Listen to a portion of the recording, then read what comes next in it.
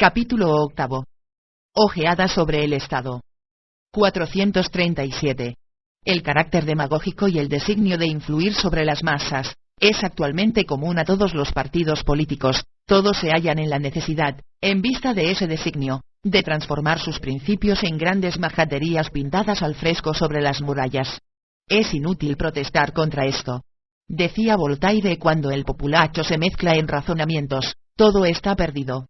Después de aquel cambio, es necesario adaptarse a las nuevas condiciones, como hay que adaptarse cuando un temblor de tierra ha trastornado las demarcaciones y límites antiguos de la figura del suelo y modificado el valor de la propiedad. Por otra parte, si se trata en adelante de hacer la vida soportable al mayor número posible, es también asunto que corresponde a ese mayor número determinar lo que entiende por una vida soportable. Si se cree con inteligencia suficiente para encontrar los verdaderos medios de llegar a este fin, ¿de qué servirá dudar?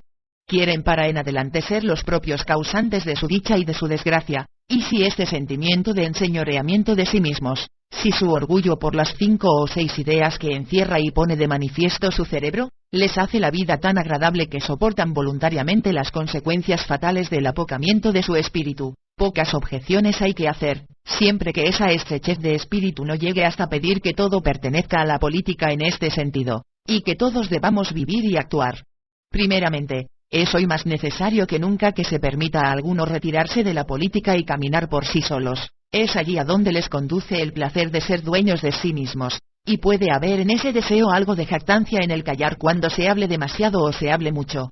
Se debe después perdonarles, si no toman tan a lo serio la dicha del mayor número, y si al oír hablar a los pueblos o las clases populares responden con una mueca irónica, pues su aspecto serio se halla en otra parte, su dicha es otra concepción, y su fin el de no ser arrastrados por una mano grosera, por el solo hecho de tener 5 dedos.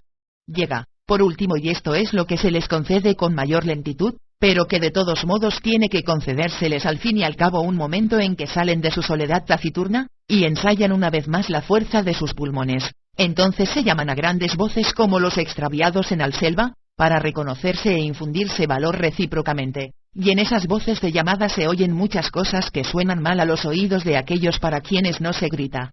Pues bien pronto renace la calma en la selva, calma en que se percibirá de nuevo el ruido, el zumbido, el revoloteo de los innumerables insectos que viven en ella, sobre ella y por bajo de ella. 438.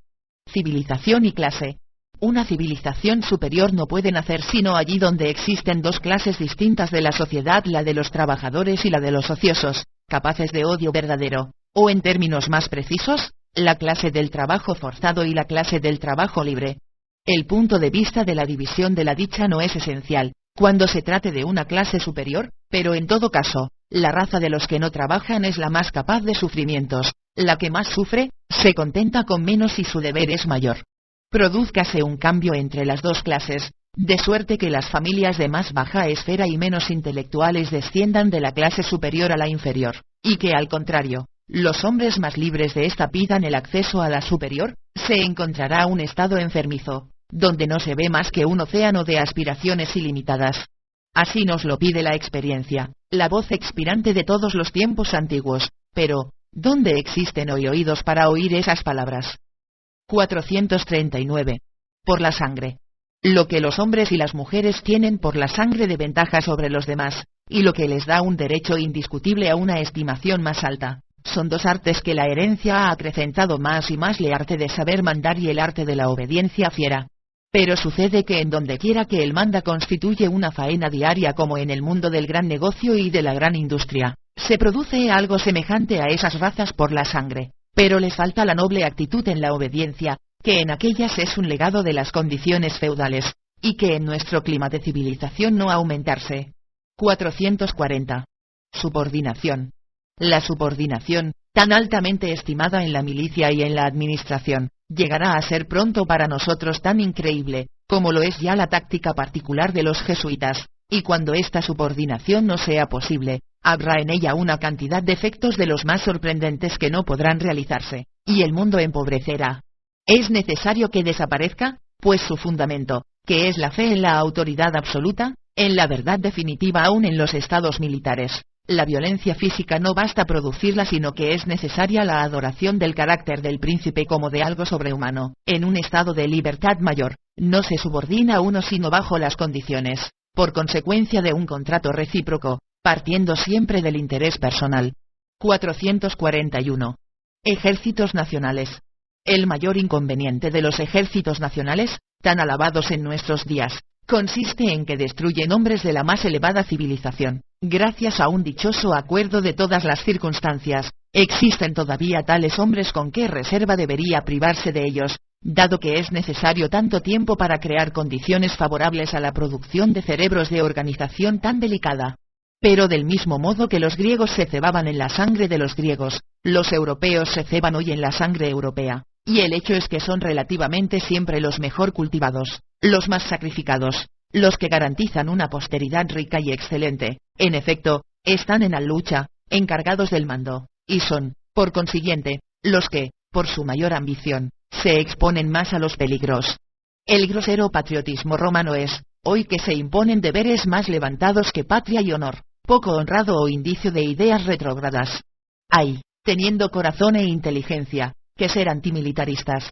El ejército y la iglesia morirán al mismo tiempo. No pueden subsistir el uno sin el otro.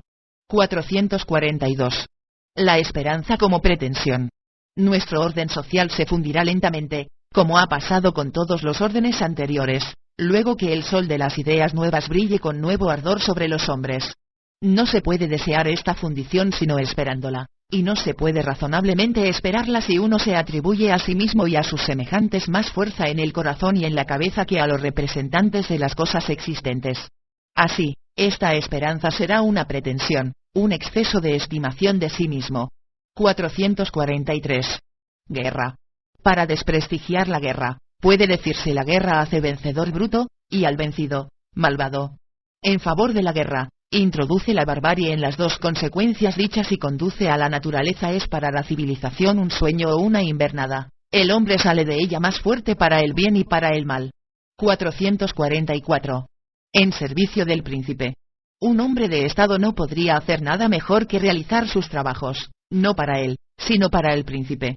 El brillo de ese desinterés completo ciega los ojos del espectador, de modo que no ve las perfidias y crueldades que entraña la labor del hombre de Estado. 445. Cuestión de poder, no de derecho. Para los hombres que en todo consideran la utilidad superior, no hay en el socialismo, en el caso de que fuera realmente la sublevación de los hombres oprimidos, rebajados durante siglos, contra sus opresores, un problema de derecho que comprende esta cuestión ridícula: ¿en qué medida se debe ceder a sus exigencias?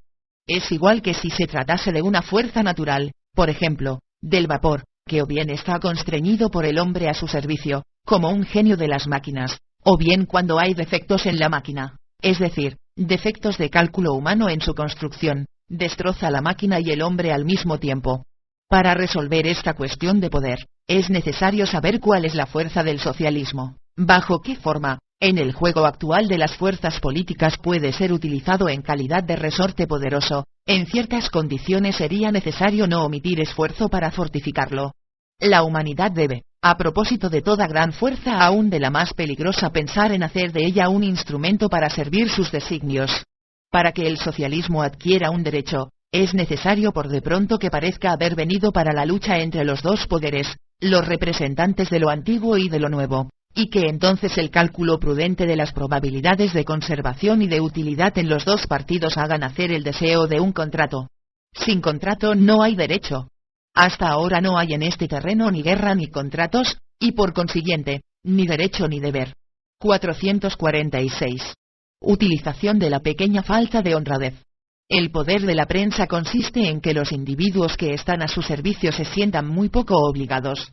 Dicen ordinariamente su opinión, pero también alguna vez no la dicen, para servir a su partido, a la política de su país o a sí mismos. Estos pequeños delitos de falta de honradez, o quizá solamente de silencio poco honrado, son de consecuencias extraordinarias, porque los cometen muchas personas a la vez. Cada una de ellas se dice: por el precio de un tan pequeño servicio yo viviré mejor, podré encontrar mi subsistencia, por la ausencia de tan pequeños escrúpulos, no me haré imposible. Como moralmente parece casi indiferente escribir una línea más o no escribirla, El hombre que posee dinero o influencia puede hacer de cualquier opinión la opinión pública. El que sabe que la mayor parte de los hombres son débiles en las cosas más pequeñas y quiere alcanzar por ellos sus propios fines, es siempre un hombre peligroso. 447.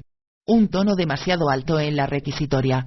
Por el hecho de que una situación crítica, por ejemplo, la violación de una constitución, la corrupción y el favoritismo entre políticos o sabios sea pintada en tonos muy exagerados, esa pintura pierde, es verdad, su acción sobre los clarividentes, pero actúa con mucha mayor fuerza aún sobre los que no lo son, a los que una exposición hecho con conciencia y medida habría dejado indiferentes, pero como estos constituyen inmensa mayoría y poseen grandes energías y deseo más impetuoso de ponerse en acción, esa exageración resulta la ocasión de informaciones, de castigos, de promesas, de reorganizaciones. Es, en este sentido, útil exagerar en la pintura de las situaciones críticas. 448. Los arbitrios engañosos de la lluvia y del buen tiempo en política. Del mismo modo que el pueblo supone tácitamente en el hombre que se ocupa en el estudio de la lluvia y del buen tiempo y los anuncia con algún anticipo, el poder de hacerlos, del mismo modo también no pocas personas, aun cultas y sabias, atribuyen a los grandes hombres de Estado, con gran fe supersticiosa, todas las revoluciones y coincidencias importantes que han tenido lugar durante su gobierno como obra que les es propia, siempre que sea evidente que lo han sabido más pronto que otros, y en ello hayan fundado sus cálculos, se les toma como dispensadores de la lluvia y del buen tiempo, y esta creencia no es lo que menos sirve a su poder. 449. Nuevo y antiguo concepto del gobierno. Establecer entre el gobierno y el pueblo esta comparación que dos esferas separadas de poder, la una más fuerte y superior, la otra más débil e inferior, tratarían y se unirían, es un resto de sentimiento político transmitido por herencia, que en la mayor parte de los estados corresponde aún exactamente a la constitución histórica de las relaciones de poder.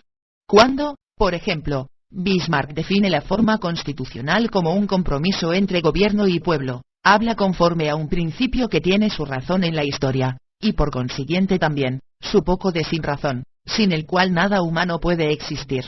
Por el contrario, se debe aprender, conforme a un principio que es pura creación del cerebro y que no se halla aún en vísperas de hacer historia, que el gobierno no es más que un órgano del pueblo y no un respetable superior, en relación a un inferior habituado a la modestia.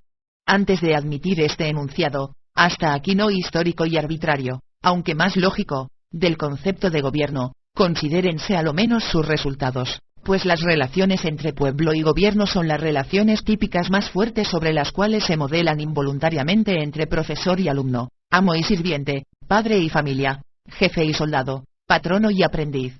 Todas estas relaciones, bajo la influencia de la forma dominante del gobierno constitucional, se modifican hoy algo, llegan a ser compromisos. Pero cuántas vicisitudes y cuántas deformaciones deberán soportar. Cuántos cambios de nombre y de naturaleza, hasta que un concepto del todo nuevo se haya hecho en todas partes dueño de los cerebros. Es verdad que para ello podría faltar un siglo. A este fin nada más de desear que la prudencia y la evolución lenta. 450. Justicia como palabra de orden de los partidos.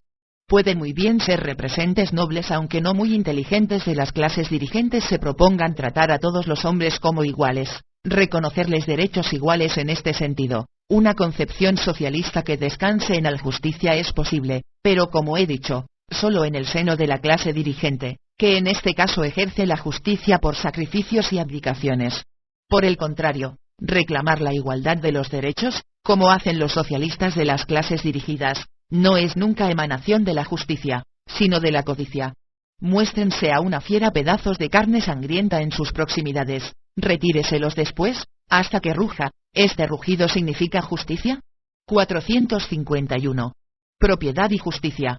Cuando los socialistas prueban que la división de la propiedad en la humanidad actual es consecuencia de innumerables injusticias y violencias, y que declinan in summa toda obligación hacia una cosa cuyo fundamento es tan injusto, consideran un hecho aislado. Todo el pasado de la antigua civilización está fundado en la violencia, la esclavitud, el engaño, el error, pero nosotros, herederos de todas las condensaciones y circunstancias de ese pasado, no podemos anonadarlo por decreto, ni tenemos tampoco derecho para suprimir de él ni un solo pedazo. Los sentimientos de injusticia están igualmente en las almas de los no poseedores, no son mejores que los poseedores y no tienen ningún privilegio moral, pues han tenido alguna parte de los antiguos poseedores. No es de nuevas particiones hechas por la violencia, sino de transformaciones graduales de las ideas, de lo que tenemos necesidad. Es necesario que en todos la justicia se robustezca y se debilite el instinto de la violencia. 452. El hombre de las pasiones. El hombre de Estado provoca las pasiones públicas para sacar el provecho de la pasión contraria que aquellas despiertan. Tomemos un ejemplo. Un hombre de Estado alemán sabe bien que la Iglesia católica no tendrá jamás designios idénticos a los de la Rusia, que aún antes que a ella uniría a los turcos. De otro lado, sabe que todo peligro de alianza entre Francia y Rusia es una amenaza para Alemania. Si puede entonces hacer de Francia el hogar y trinchera de la Iglesia católica, encuentra que se ha descartado por largo tiempo de ese peligro. Tiene, por consiguiente, interés en mostrar odio contra los católicos, y por medio de hostilidades de toda naturaleza en hacer de aquellos que reconocen la autoridad del Papa una potencia política apasionada, que será hostil a la política alemana y naturalmente se amalgamará con la Francia en calidad de adversario de Alemania. Tiene a la catolización de Francia, tan necesariamente como Mirabean veía en su descatolización la salvación de su patria. Un Estado se propone así el embrutecimiento de millones de cerebros en otro Estado, para sacar de ese embrutecimiento el mayor provecho. Es la misma tendencia de espíritu que presta apoyo al establecimiento en el Estado vecino de la forma republicana el desorden organizado, como dice Mérimée, por la sola razón de que cree que esta forma de gobierno hace al pueblo más débil, más dividido, menos apto para la guerra. 453. Los espíritus peligrosos entre los revolucionarios.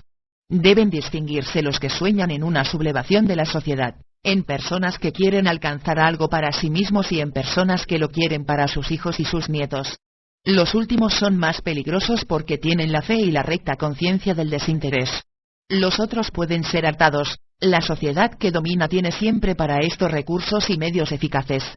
El peligro comienza luego que el fin se hace impersonal. Los revolucionarios por interés impersonal pueden considerar a todos los defensores del estado de cosas existentes como egoístas, y por lo tanto, creerse superiores a ellos. 454. Importancia política de la paternidad. Cuando el hombre no tiene hijos no tiene derecho integral para deliberar sobre las necesidades de un estado particular. Es necesario que se haya aventurado como los demás lo que hay de más caro, solo esto une sólidamente al Estado. Es necesario que uno considere la dicha de su posteridad para tomar en todas las instituciones y en sus cambios una parte equitativa y natural. El desenvolvimiento de la moral superior depende de que cada cual tenga hijos. Esto le independiza del egoísmo, o con mayor precisión, esto extiende su egoísmo y hace que persiga con celo fines que van más allá de su existencia individual. 455. Orgullo de los abuelos. Se puede estar orgulloso de una línea no interrumpida de abuelos buenos, de padre a hijo, pero no de la línea misma, pues cada cual tiene otra semejante. La descendencia de abuelos buenos constituye la verdadera nobleza del nacimiento, una sola solución de continuidad en esa cadena, un solo antepasado malo suprime esa nobleza.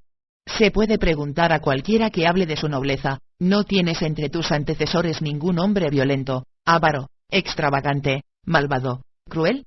Si puede con toda ciencia y conciencia responder que no, procuremos su amistad. 456. Esclavos y obreros.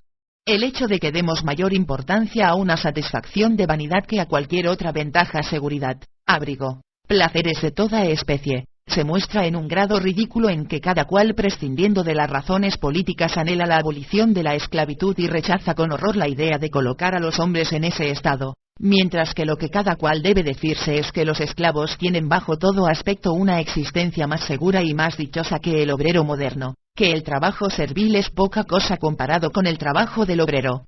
Se protesta en nombre de la dignidad humana, pero, hablando claramente, en nombre de esa vanidad que mira como la más dura suerte no estar en un pie de igualdad absoluta, ser contado públicamente como inferior. El cínico piensa de diversa manera acerca de esto, porque desprecia el honor, y así es como Diógenes fue un tiempo esclavo y preceptor doméstico. 457. Espíritus dirigentes y sus instrumentos. Vemos a los grandes políticos, y en general a todos los que deben servirse de muchos hombres para la ejecución de sus planes, proceder tan pronto de una manera como de otra, o bien eligen con mucha indagación y cuidado los hombres que convienen a sus designios, dejándoles entonces una libertad relativamente grande, al saber que la naturaleza de las personas elegidas conduce justamente en la dirección en que ellos mismos quieren tenerlas, o bien las escogen mal, y aún toman lo primero que se les presenta al alcance de la mano, pero formando de esa arcilla algo que sirva para sus fines. La segunda especie de espíritus es la más violenta, exige también instrumentos más dominados y un conocimiento de los hombres, por lo común, mucho menor. Desprecia a los hombres, pero la máquina que construyen, por lo general, trabaja mucho mejor que la máquina que sale de los talleres de los demás. 458. Necesidad de un derecho arbitrario.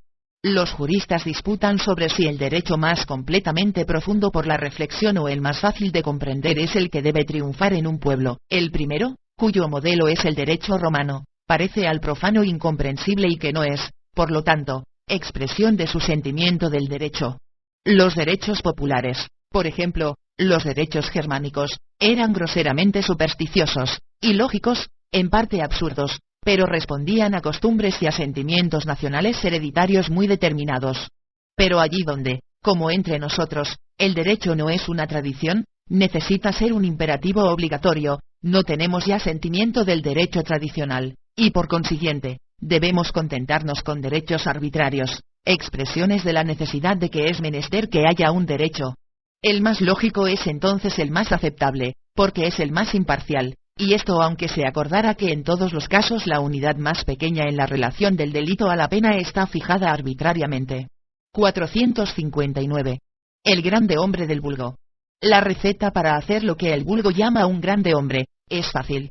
Cualesquiera que sean las circunstancias, procuradle algo que le sea muy agradable o metedle en la cabeza que esto o aquello es muy agradable, y se lo dais después. Pero nunca enseguida conquistadle con grandes esfuerzos, o fingid conquistarle.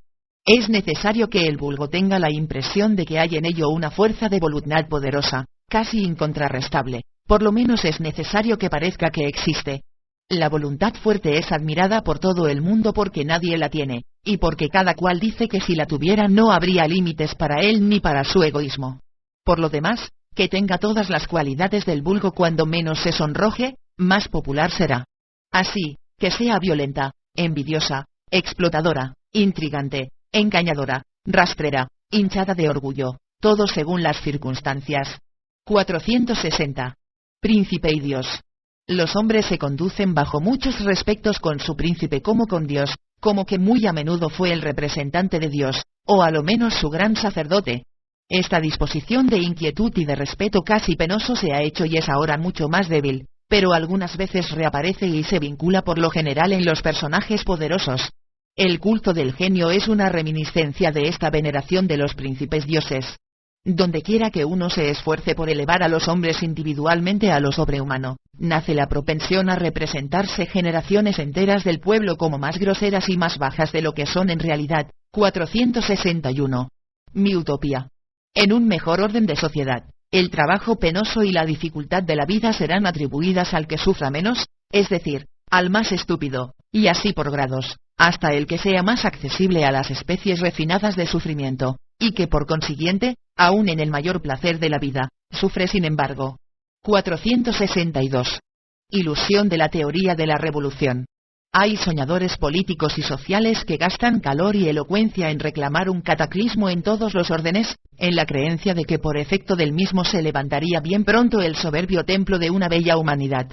En estos sueños peligrosos persiste un eco de la superstición de Rousseau, que cree en una bondad de la humana naturaleza, maravillosa, original, pero, por decirlo así, enterrada, y pone en cuenta a las instituciones de civilización, a la sociedad, al Estado, a la educación, toda la responsabilidad de ese entierro.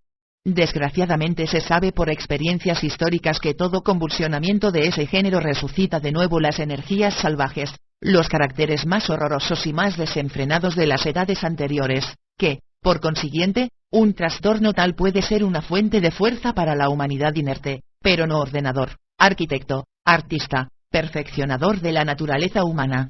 No es la naturaleza de Voltaire, con su moderación, su tendencia a arrancar, a purificar, a modificar, sino las locuras y mentiras de Rousseau lo que ha despertado el espíritu optimista de la revolución contra la cual yo grito aplastad al infame. Por él el espíritu de las luces y de la evolución progresiva, ha sido desterrados para largo tiempo. Veamos cada uno a solas consigo mismo si es posible repartirlo. 463. Medida. La plena decisión del pensamiento y de la indagación, hace mesuradas las acciones, puesto que debilita la codicia, atrae hacia sí mucha parte de la energía de que se dispone, en provecho de fines intelectuales, y muestra la semiutilidad o la inutilidad y el peligro de todos los cambios bruscos. 464. Resurrección del espíritu. En la enfermedad política, un pueblo se rejuvenece y recupera ordinariamente su espíritu, que perdió poco a poco en la indagación y conquista del porvenir. La civilización no es deudora sino a los tiempos políticamente débiles. 465. Ideas nuevas en la casa vieja.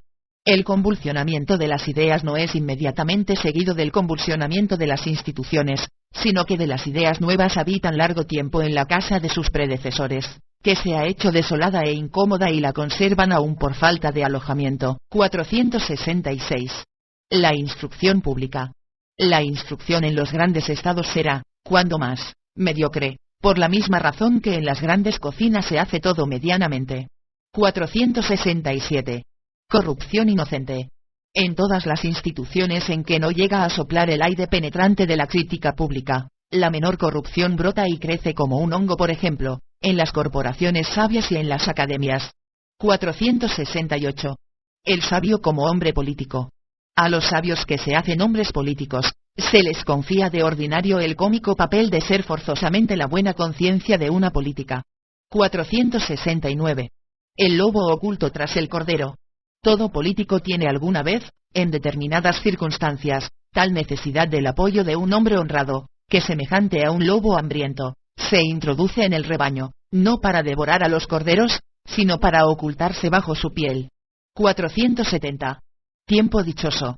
Un siglo dichoso es absolutamente imposible, por la razón de que los hombres quieren desearlo, pero no tenerlo. Aprende a pedir al cielo turbaciones y miseria.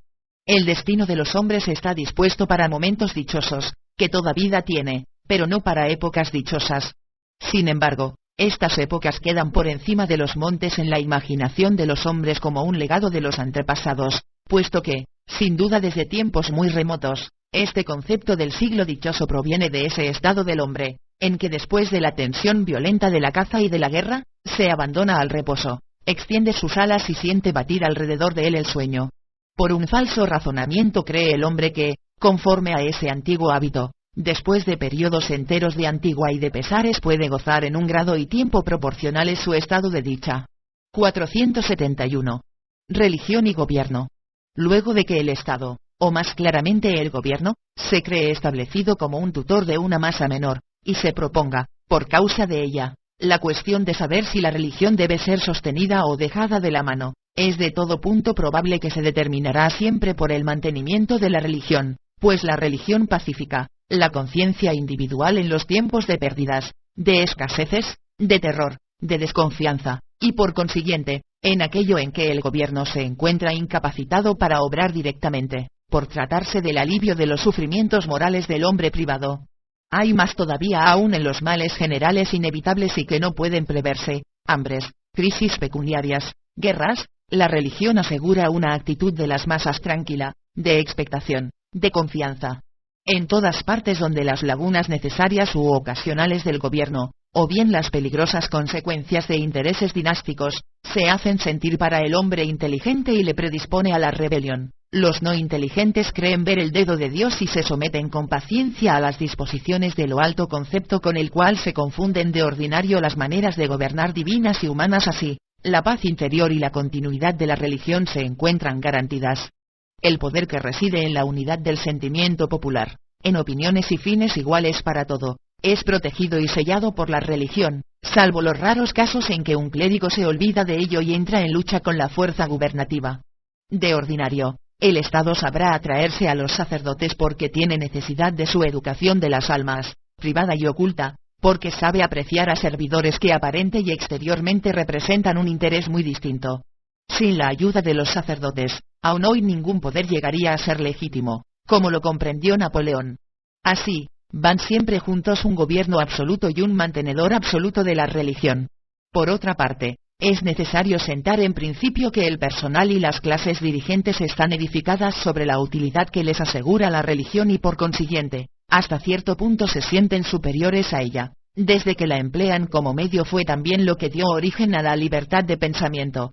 Pero, ¿qué sucederá si una concepción totalmente distinta de la idea de gobierno, cual hoy se enseña en los estados democráticos, comienza a difundirse? ¿Qué sucederá si no se ve en el gobierno más que al instrumento de la voluntad del pueblo, y no su superioridad en comparación de una inferioridad, sino exclusivamente una función del soberano único, es decir, del pueblo? En este caso, el gobierno toma, en orden a la religión, la misma posición del pueblo. Toda difusión de cultura deberá tener su resonancia hasta en sus representantes. La utilización y explotación de las impulsiones y consuelos religiosos con fines políticos no será fácilmente posible a menos que jefes de partidos poderosos no ejerzan influencia semejante a la del despotismo ilustrado. Pero cuando el Estado no puede ya sacar él mismo utilidad de la religión o el pueblo tenga sobre las cosas de religión diversas opiniones para que sea posible al gobierno seguir en las cosas concernientes a la religión con una conducta idéntica y uniforme, el remedio que se presentará necesariamente será tratar a la religión como un asunto privado y relacionarla con la conciencia y las costumbres de cada cual. Consecuencias de ello, el sentimiento religioso aparecerá robustecido en el sentido de que las excitaciones ocultas y oprimidas a las cuales el Estado, voluntaria o involuntariamente, no suministraba aire vital, harán entonces explosión y se dilatarán hasta el extremo. Más tarde se demostrará que se han sembrado a profusión dientes de dragón en el campo religioso, desde el instante en que se hace de él un asunto privado. El espectáculo de la lucha, la revelación hostil de todas las doctrinas religiosas, permitirá un solo remedio, y es que los mejores y mejor dotados hagan de la religión su negocio privado, y sobre todo, este estado de espíritu dominará entonces aún en el espíritu del personal gubernativo, y casi a despecho de su voluntad, dará a las medidas que tome carácter antirreligioso. Una vez que esto se produzca, la tendencia de los hombres animados todavía por sentimientos religiosos, que antes adoraban al Estado como cosa sagrada, a medias o totalmente, se trocará en otra tendencia decididamente hostil al Estado. Aborrecerán las medidas de gobierno, tratarán de detenerlo, de atravesarse en su camino, de inquietarlo en la medida de su poder, y obligarán así, por el calor de su oposición, a los partidos contrarios, los irreligiosos, a entrar en un entusiasmo casi fanático por el Estado, a todo lo cual vendrá a unirse un motivo secreto que en estos partidos los corazones sentirán un vacío después de su ruptura con la religión, y procurarán crearse un sucedáneo, una especie de bocamina, en su amor al Estado. Después de estas luchas de transición, que quizá duren largo tiempo, se decidirá por fin la cuestión si los partidos religiosos son bastante fuertes para volver a su estado antiguo y dar máquina atrás. En este caso es inevitablemente el despotismo ilustrado quizá más tímido que antes, el cual tomará al Estado por la mano, o bien los partidos irreligiosos adquirirán la superioridad, y entonces suprimirán y harán imposible la reproducción de sus adversarios después de algunas generaciones.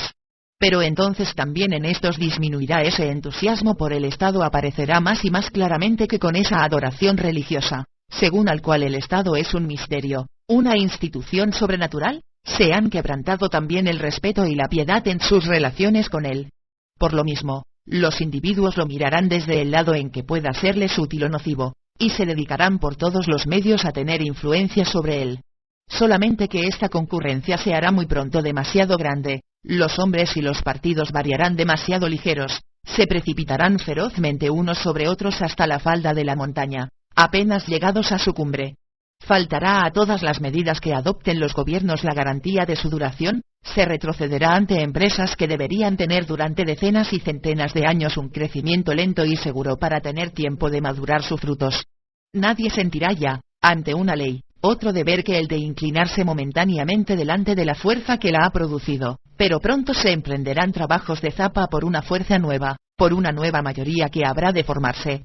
Al fin esto puede declararse con seguridad: la desconfianza hacia todo gobierno, la inteligencia de lo que tienen de inútil y de extenuante estas luchas, llevarán a los hombres a una resolución enteramente nueva a la supresión de la oposición privada y pública. Las sociedades privadas atraerán hacia sí, paso a paso, los asuntos del Estado, aún la pieza más sólida que quedará de la antigua labor del gobierno a aquella función, por ejemplo, que debe garantir a los particulares contra los particulares, asegurada un día por emprendedores privados. El descrédito, la decadencia y la muerte del Estado, la manumisión de la persona privada, no tengo recelo de decir del individuo, es la consecuencia de la idea democrática del Estado. En eso consiste su misión. Una vez realizada su tarea que, como toda cosa humana, lleva en su seno mucho de razón y de sinrazón, una vez vencidas todas las recaídas de la antigua enfermedad, se añadirá una página al romancero de la humanidad, en el cual se leerán historias extrañas, y quizá también algunas cosas buenas. Repitiendo brevemente lo que acabamos de decir, el interés del gobierno tutelas y el interés de la religión marchan de la mano, de manera que si ésta comienza a perecer, el interés del Estado será quebrantado. La creencia en un orden divino de las cosas políticas, en un misterio en la existencia del Estado, es de origen religioso. Desaparecida la religión, el Estado perderá inevitablemente su antiguo velo de Isis y no recobrará más su respeto. La soberanía del pueblo, vista de cerca, servirá para hacer desvanecer hasta la magia y la superstición última en el dominio de estos sentimientos. La democracia moderna es la forma histórica de la decadencia del Estado. La perspectiva que ofrece esta decadencia cierta no es, por otra parte, desgraciada bajo todos los aspectos. La habilidad y el interés de los hombres son, de todas sus cualidades, la mejor formada. Cuando el Estado no corresponda ya a las exigencias de estas fuerzas, no será por cierto el caos el que le sucederá en el mundo, sino que será una invención mucho más apropiada que el Estado la que triunfará del Estado, del mismo modo que la comunidad ha visto ya perecer potencias organizadoras, por ejemplo, la de la comunidad de la raza, que durante muchos años fue mucho más poderosa que la de la familia. Aún nosotros mismos vemos que la importante idea del derecho y del poder de la familia, en otro tiempo dominante en toda la extensión del mundo romano, se va tornando cada día más pálida y más débil. Así, una raza futura verá el Estado perder su importancia. En algunas regiones de la tierra, concepto en el cual muchos hombres del presente apenas pueden pensar sin temor y sin horror. Trabajar en propagar y en realizar este concepto es, a la verdad, asunto distinto. Es necesario tener una idea soberbia de su razón y comprender a medias la historia, para poner desde ahora la mano en el arado, en el tiempo en que nadie es capaz de mostrar todavía las semillas que deberán sembrarse en el terreno labrado. Tengamos, pues, confianza en la habilidad y en el interés de los hombres para mantener todavía ahora al Estado durante un buen rato y rechazar los ensayos de los semisabios en extremo celosos y demasiado apresurados. 472. El socialismo desde el punto de vista de sus medios de acción. El socialismo es el fantástico hermano menor del despotismo casi difunto, cuya herencia quiere recoger. Sus esfuerzos son, pues, reaccionarios. Desea una plenitud de poder del Estado como el propio despotismo no tuvo jamás. Sobrepasa lo que enseña el pasado, porque trabaja por reducir a la nada formalmente al individuo. Es que éste le parece un lujo injustificable de la naturaleza y debe ser corregido por él en un órgano útil de la comunidad. Como consecuencia de esta afinidad, se deja ver siempre alrededor de todos los desarrollos excesivos de poder, como el viejo socialista tipo, Platón, en la corte del tirano de Sicilia anhela y aún exige en ocasiones el despotismo cesáreo de este siglo, porque como he dicho, desearía ser su heredero.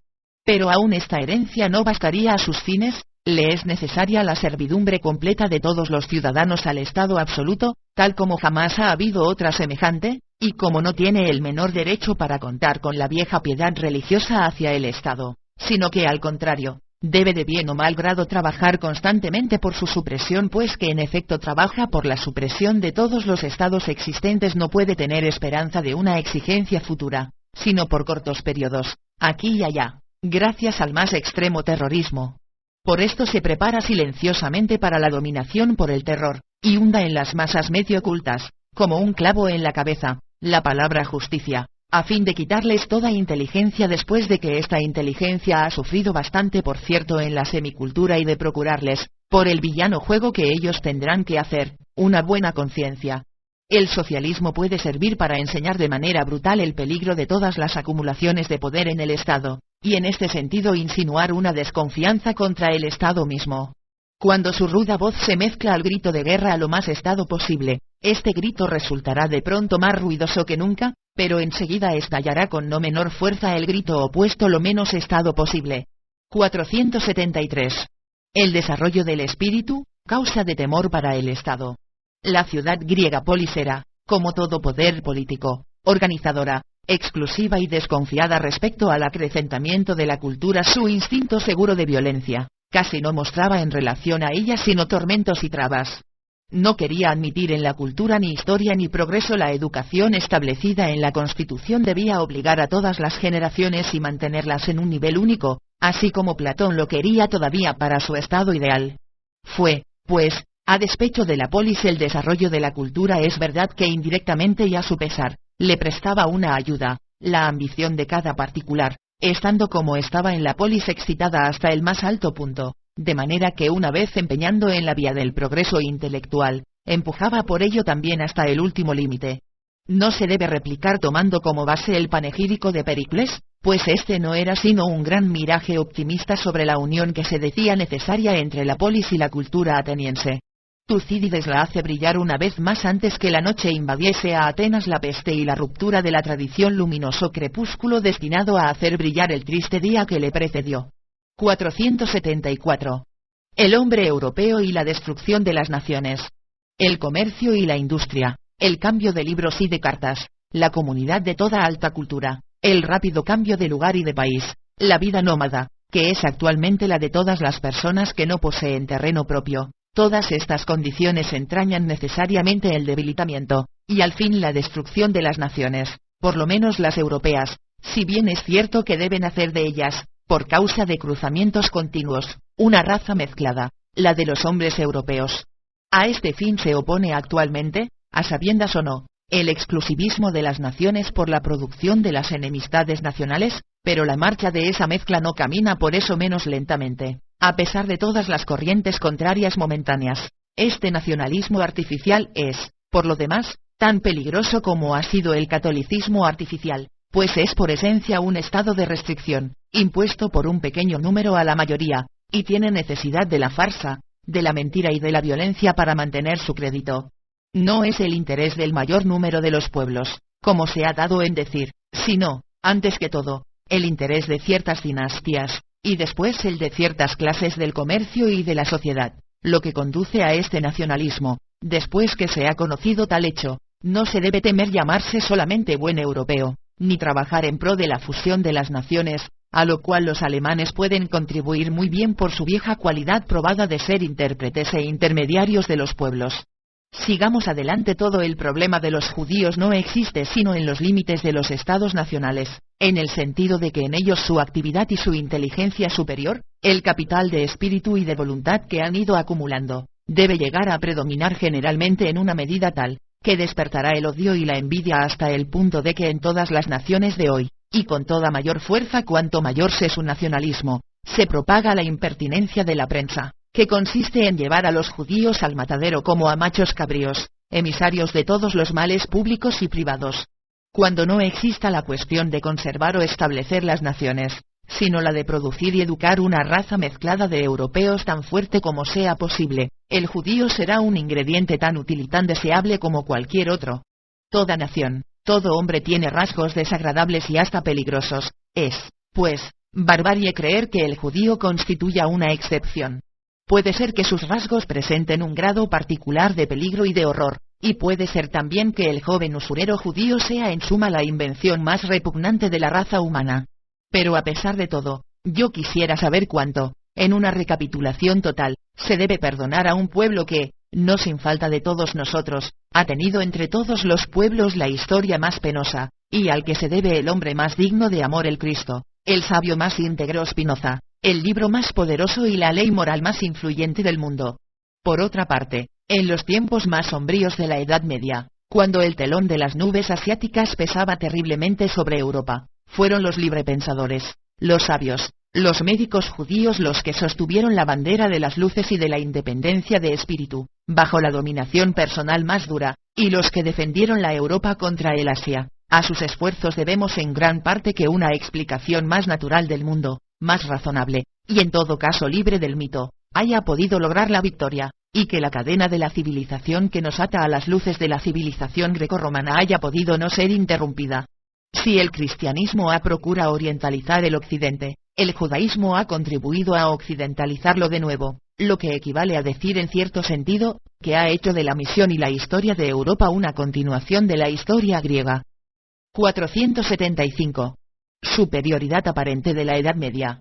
La Edad Media nos presenta en la Iglesia una institución que se propone un fin universal, abarcando la humanidad en su conjunto, y además un fin necesario al interés dicen supremo de la humanidad. Considerados desde ese aspecto, los fines de los estados y de las naciones que muestra la historia moderna, producen una impresión de estrechez, aparecen mezquinos, bajos, materiales, limitados, en el espacio. Pero esta impresión de nuestra imaginación no debe determinar nuestro juicio, pues aquella institución universal respondía a necesidades artificiales, que descansaban en ficciones, que necesitaba hacer que nacieran allí donde no existían necesidades de redención. Las instituciones nuevas remedian enfermedades reales, y llegará el tiempo en que nacerán instituciones destinadas a servir las verdaderas necesidades comunes de todos los hombres, a echar en la sombra y en el olvido el ideal de fantasía, la Iglesia Católica. 476. La guerra indispensable. Es una vana idea de utopistas y bellas almas esperar mucho todavía o mucho solamente entonces de la humanidad, cuando se haya olvidado de hacer la guerra. Entretanto, no conocemos otro medio que pueda dar a los pueblos fatigados esa ruda energía del campo de batalla, ese profundo odio impersonal, esa sangre fría en el que mata unida a una buena conciencia, ese ardor común por el aniquilamiento del enemigo, esa audaz indiferencia por las grandes pérdidas, por la propia vida y la de las personas que se ama, ese quebrantamiento sordo de las almas comparable a los terremotos, con tanta fuerza y seguridad como los produce toda gran guerra, los arroyos y los torrentes que se muestran entonces corriendo, es verdad, sobre lechos de piedras y de fango de todas clases y arruinado los prados de cultivo más delicado, ponen enseguida en movimiento las ruedas de los talleres del espíritu, que vuelven a girar con fuerza. La civilización no puede prescindir de las pasiones, de los vicios y de las maldades. Cuando los romanos del imperio se cansaron algo de la guerra, trataron de sacar nuevas fuerzas de la caza de bestias feroces, de los combates de los gladiadores y de las persecuciones de los cristianos. Los ingleses de hoy, que han renunciado también a la guerra, toman otro medio de entretener esas fuerzas que decrecen: los viajes peligrosos de descubrimientos, travesías, ascensiones, empresas, con esos que llaman fines científicos, pero que son en realidad un suplemento de fuerza. Se inventarán bajo diversas formas semejantes sustitutos de la guerra, pero quizá harán estos conocer más y más que una humanidad de cultura tan elevada como la europea actual, y que está por lo mismo tan fatigada, tiene necesidad, no solamente de la guerra, sino de guerras más terribles, de regresos momentáneos a la barbarie para no gastar en medios de civilización su propia civilización y aún su propia existencia. 477. Actividad en el sur y en el norte. La actividad se produce de dos maneras diversas. Los obreros del sur son activos, no por el deseo de provecho, sino por la necesidad constante de los demás. Como siempre llega alguno que quiera herrar un caballo, componer un coche, el herrero es activo. Si no viniera nadie se iría a callejear. El alimento no es grave necesidad en un país fértil, para obtenerlo sería menester pequeñísima cantidad de trabajo, pero en ningún caso de actividad. Cuando le fuera peor se contentaría con mendigar. La actividad del obrero inglés supone, por el contrario, el gusto del provecho, tiene conciencia de sí mismo y de su fin, quiere conquistar por la propiedad el poder, por el poder la mayor libertad y nobleza individual posible. 478. La riqueza, origen de una nobleza de raza. La riqueza produce necesariamente una aristocracia de raza, pues pone en condiciones de poder elegir las mujeres más bellas, de pagar los mejores maestros, procura al hombre la propiedad, el tiempo para ejercitar su cuerpo, y sobre todo, la posibilidad de evitar el trabajo corporal embrutecedor. En este sentido crea todas las condiciones para que los hombres durante algunas generaciones se porten y se conduzcan noble y virtuosamente: la libertad de conciencia, la ausencia de mezquindades miserables, del rebajamiento ante los que procuran el pan, del ahorro centavo a centavo. Precisamente estas ventajas negativas son las más rica dote para el hombre joven. Un hombre muy pobre se arruina de ordinario por su nobleza de pensamiento si no aprovecha, si no adquiere, su raza no es viable. Pero a pesar de todo es necesario considerar que la riqueza produce casi los mismos efectos, no obstante la desigualdad que en ellas exista, sea que un hombre pueda gastar 300 escudos o 30.000 al año, ya desde entonces no hay progresión real de circunstancias favorables. Solamente, tener menos o no tener, mendigar en la infancia y humillarse es cosa terrible, aunque para quienes buscan la dicha en el esplendor de las cortes, o en la subordinación a los poderosos e influyentes, o quieren llegar a ser príncipes de la Iglesia, pueda ser este buen punto de partida. En él se aprende el modo de encorvarse para penetrar en los senderos subterráneos del favor. 479. Envidia y pereza en sentidos diversos. Los dos partidos adversarios, el socialista y el nacionalista, cualesquiera que sean los nombres que tengan en las diversas comarcas de Europa, son dignos el uno del otro. La envidia y la pereza, en el uno y en el otro, son las potencias motrices. En uno de los campos se quiere trabajar lo menos posible con los brazos, en el otro lo menos posible con la cabeza. En el último se odia, se envidia a los individuos eminentes que se engrandecen en su seno, que no se dejan colocar en filas para una acción en masa. En el primero se odió a la casta de la sociedad mejor establecida en condiciones más favorables, cuya misión, la producción de los beneficios superiores de la civilización, hace interior la vida más pesada y dolorosa. Si se lograse, es verdad, hacer de ese espíritu la acción en masa el espíritu de las clases elevadas de la sociedad, los batallones socialistas tendrían el derecho de aplicar el nivel entre ellos y aquellas clases, puesto que, moralmente, en la cabeza y el corazón se creen mutuamente en el mismo nivel. Vivid como hombres superiores y haced sin cesar los negocios de la civilización superior, entonces todo lo que vive en ella reconocerá vuestros derechos, y el orden de la sociedad de que sois la cumbre será garantido de todo atentado. 480. La gran política y sus inconvenientes. Del mismo modo que un pueblo no sufre los mayores inconvenientes de la guerra y de su preparación en los gastos de la misma, en la paralización del comercio y de las comunicaciones, ni tampoco en el sostenimiento de los ejércitos permanentes por graves que puedan ser estos inconvenientes, hoy que 8 estados de Europa gastan en ello anualmente la suma de 5.000 millones, sino en que de año en año los hombres más sanos, más fuertes, más laboriosos, son arrancados a sus ocupaciones y a sus vocaciones para hacerlos soldados. Así también un pueblo que se propone como deber hacer gran política y asegurarse una voz preponderante entre las potencias, no soporta los mayores inconvenientes allí donde se encuentran de ordinario. Es verdad que a partir de ese momento sacrifica continuamente multitud de talentos eminentes en el altar de la patria o por ambición nacional, siendo así antes que esos talentos que hoy devora la política, encontraban abiertos otros campos de acción. Pero al lado de esas catástrofes públicas, y en un fondo mucho más horroroso, tiene lugar un drama que no cesa de representarse en 100.000 actos simultáneamente. Todo hombre sano, laborioso, inteligente, activo de un pueblo tan ávido de las coronas de la gloria política, está dominado por esa avidez y no se entrega a su labor tan completamente como en otro tiempo. Los problemas y las inquietudes diariamente renovados por el bien público, devoran porción considerable del capital de la cabeza y del corazón de cada ciudadano. La suma de todos estos sacrificios y pérdidas de energía y de trabajo individuales, es tan enorme, que el florecimiento político de un pueblo acarrea casi necesariamente su empobrecimiento y debilitamiento intelectual, y una disminución de capacidad para las obras que exijan mucha concentración y atención. Finalmente, puede uno preguntarse, ¿se encuentra el propio provecho en todo este florecimiento y magnificencia del conjunto que, en último término, no se manifiesta sino en el espanto de los otros estados a la vista del coloso nuevo, y en una protección arrancada al extranjero para la prosperidad industrial y comercial de la nación? Y a estas flores groseras y pintarrajeadas, deben sacrificarse las plantas y hierbas más tiernas y más intelectuales, cuyo suelo era hasta entonces tan rico. 481. Repitámoslo. Opiniones públicas, perezas privadas,